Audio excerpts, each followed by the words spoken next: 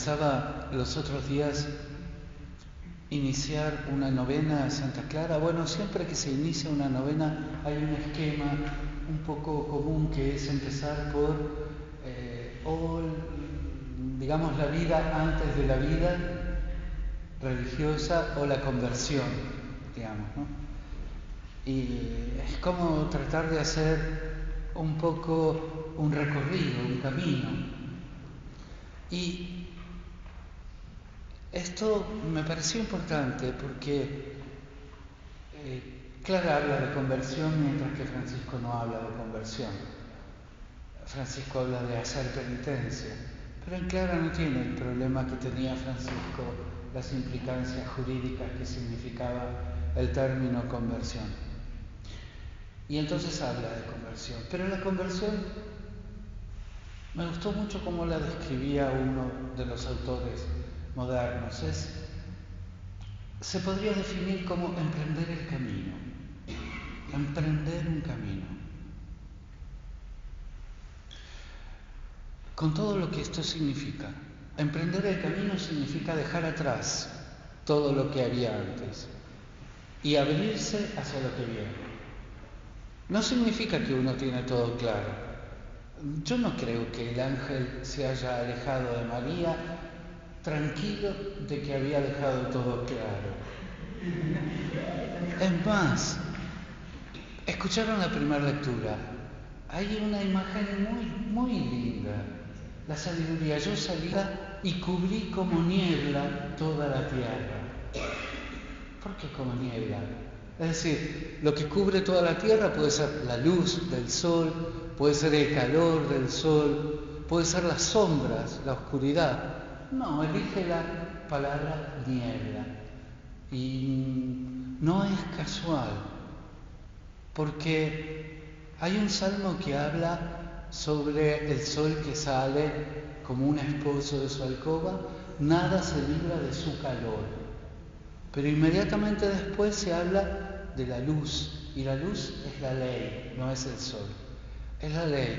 Es una luz que no solamente ilumina todo, sino que además ilumina los recovecos dentro del alma, del corazón, los recovecos de nuestra vida. La ley ilumina. Ahora, la sabiduría como niebla es una imagen muy hermosa porque significa, me viene a la mente una frase como turco en la neblina, como alguien que tiene que ir buscando, digamos, alguien que no tiene todo claro, pero que no tiene miedo de buscar y que busca en esa niebla. Y que solo esa niebla podrá alimentar su búsqueda y podrá abrirle camino. La sabiduría es como vivir en una niebla, no es tener todo claro, pero saber buscar, no achicarse. Y entonces ahí es muy importante emprender el camino en esa niebla. Es lo que le pasó a Clara, es lo que le pasó a Francisco, es lo que nos pasa a nosotros, es lo que le pasa a todos aquellos que quieran emprender el camino. No sabes lo que vendrá. Ciertamente habrá muchos, podríamos decir, fracasos y muchos logros. Uno no se desanima por los fracasos y no se regodea por los logros, porque uno no está hecho para el éxito, está hecho para el bien. Es distinto.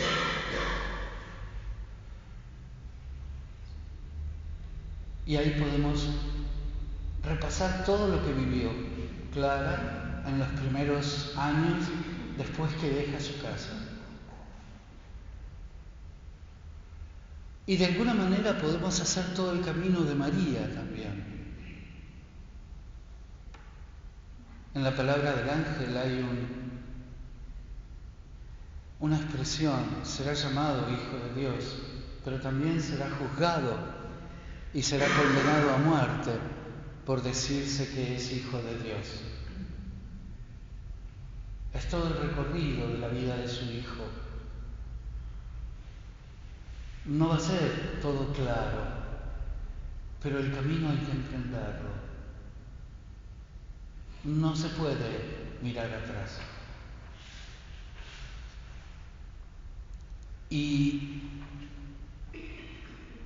dentro de este camino, dentro de lo que podríamos llamar fracasos, logros, fragilidades,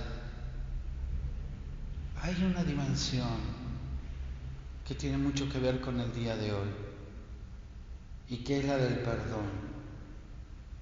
Cuando Jesús perdonaba, toda la gente decía que blasfemaba, porque solo Dios perdona. Y Él dice, bueno, para que sepan que el Hijo del Hombre tiene poder de perdonar los pecados. Y no se refería solo a Él, se refería también a nosotros. En el Padre Nuestro, perdónanos como nosotros perdonamos. Es decir, tenemos la capacidad de perdonar los pecados y eso no es una blasfemia. Es más, necesitamos mamar del ejemplo de Dios que perdona para que nosotros podamos perdonar bien. ¿Cómo les suena la palabra indulgencia? Los frailes, por lo menos muchos de los que yo conozco, hablan muy poco de la indulgencia plenaria.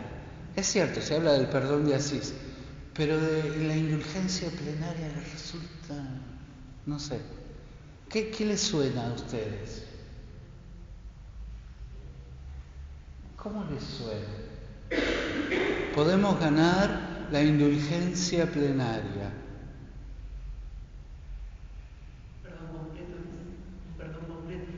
Un perdón completo, pero ¿por qué no hablamos? Quizás tenemos el complejo de lo que pasaba en el tiempo de Lutero, ¿no?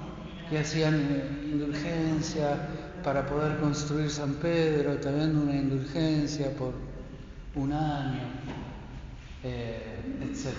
Tenemos un poco ese complejo. Y cuando nos piden explicarla, ahí es peor, es horrible, decimos. Pero es cierto, es decir, jurídicamente es entendible, espiritualmente es más difícil de entender. Jurídicamente yo digo, bueno, está bien, toda persona que comete un crimen o un pecado tiene una culpa y merece una pena. El sacramento de la confesión te libra de la culpa, la indulgencia te libra de la pena. Ahora, ¿cómo se entiende espiritualmente? Es decir, Dios está haciendo todos estos cálculos cada vez que me perdona. Es muy difícil poder explicarlo de Dios, que es Padre y un Padre abraza y perdona todo sin ninguna condición. Pero pensemos en nosotros y ahí vamos a ver lo que significa la indulgencia y lo hermoso que es ser indulgente, pero al mismo tiempo lo difícil que es. Es un desafío. Ustedes sintieron muchas cosas, muchas veces. Sí, puedo perdonar, pero no me olvido. O bueno, está bien, te lo perdono, pero de ahora en más la relación va a ser diferente. Es decir, puede haber perdón de culpa, pero no hay perdón de pena. Y entonces vuelve otra vez, la relación no se restablece. No solo no vuelve a ser como antes, sino que lo que tendría que hacer es crecer. Y no crece, no va a crecer, va a ir para atrás. Y eso es importante para nosotros. Si llegáramos a ser indulgentes realmente, no solamente perdonar lo que el otro me hizo mal, sino también perdonar el débito que le queda por haberme hecho mal y poder hacer que la relación se construya cada vez más, se afiance sin tenerle miedo a la fragilidad, ahí vamos a entender cómo Dios perdona. Y hay momentos muy fuertes de nuestra vida en los que nos habrán ofendido, también nosotros, ¿no? Pero es más fácil pensar cuando nos ofenden a nosotros. Nos ofenden fuertemente y nos cuesta muchísimo poder restablecer la relación. Si no podemos hacerlo, nunca vamos a entender cómo verdaderamente Dios perdona. Por eso la indulgencia es un regalo y vivirlo, asumirlo nosotros significa también aprender a perdonar. Si nosotros somos capaces de aceptar el perdón de Dios tal como Él lo hace, también nosotros vamos a poder perdonar como Él. Y esto es fundamental. Nadie crece sin indulgencia. Lo único que puede crecer es un poco de amargor dentro, de resentimiento, pero nadie crece sin aprender a perdonar como Dios. De aquello que fue una blasfemia se transforma en una condición de humanidad. Esta es la transformación que hizo Jesús. Y para eso María tuvo que emprender el camino.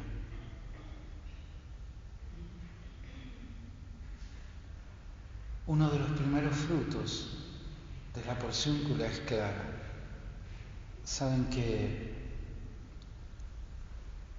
todavía se realiza ese gesto por el cual Francisco, que no quería propiedades, reconoce como propietario a los benedictinos. Entonces todavía se realiza este gesto de llevarles a los benedictinos la cesta de peces y los benedictinos dan el aceite para la porciúncula. Y siempre hablan con un cierto complejo de culpa, porque le dieron a Francisco el lugar más pobre al que nadie quería ir, se la sacaron de encima, la porciúncula. Y siempre esto les dejó como un sentido de culpa a los benedictinos. Fíjense cómo Dios actúa. Fíjense cómo Dios actúa. Lo que es descartado, uno de los primeros frutos, bueno, la cantidad de hermanos, pero entre ellas Clara. Como fruto de ese encuentro. Porque emprender el camino significa también ser capaz de encontrar, de salir al encuentro, de poder recibir, de poder acoger, de poder escuchar y de poder manifestarse también. Dios obra de una manera tan misteriosa, es esa niebla de la sabiduría, que si sabemos buscar, se transforma en una luz muy clara. Es como decir, si querés emprender el camino de Dios, busca la niebla, guíate por la niebla. Aquello que realmente no llegas a entender completamente, porque Dios es más grande que nosotros, pero es aquello en lo cual vas a crecer, que desafía tus fuerzas, que desafía tu mirada, tu imaginación, tus esperanzas incluso. Dios da más allá de lo que podemos esperar.